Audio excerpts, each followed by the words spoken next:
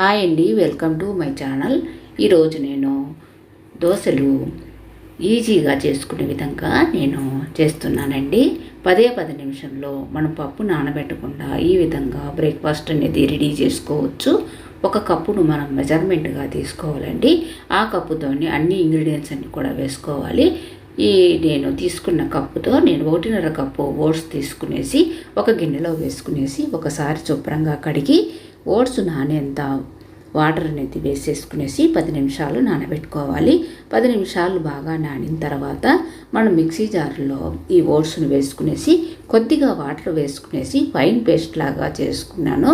ఇలాగా మనము fine paste లాగా చేసుకున్న తర్వాత ఒక గిన్నెకు మనము ఈ ఓట్స్ బ్లెండ్ చేసుకున్న పిండిని తీసుకోవాలండి.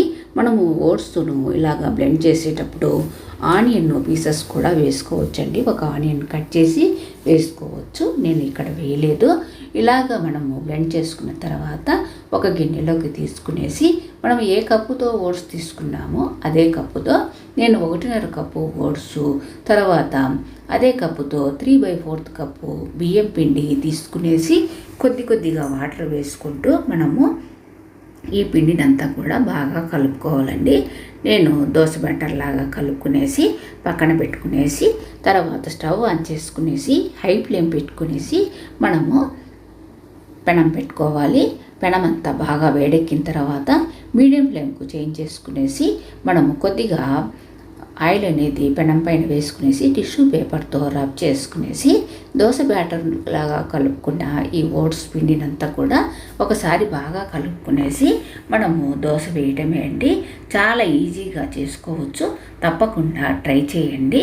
ఇలాగా మనము దోశ బ్యాటర్ లాగా కలుపుకునేటప్పుడు టేస్ట్ తగ్గట్టుగా సాల్ట్, బేకింగ్ సోడా ఒక 1/2 స్పూన్ వేసుకుంటే చాలండి, ఎక్కువగా అవసరం లేదు.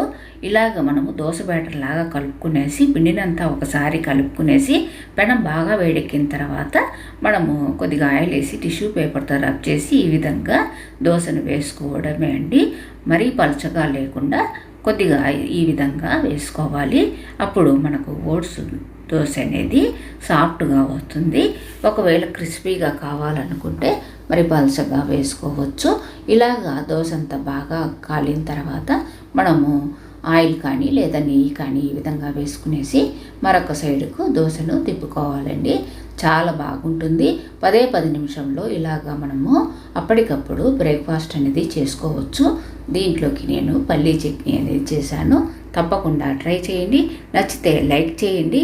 మీ లైక్ అనేది వేరే వాళ్ళు వీడియో చూసేందుకు ఉపయోగపడుతుంది. తప్పకుండా మన ఛానల్ని సబ్స్క్రైబ్ చేయండి. Thank you very much.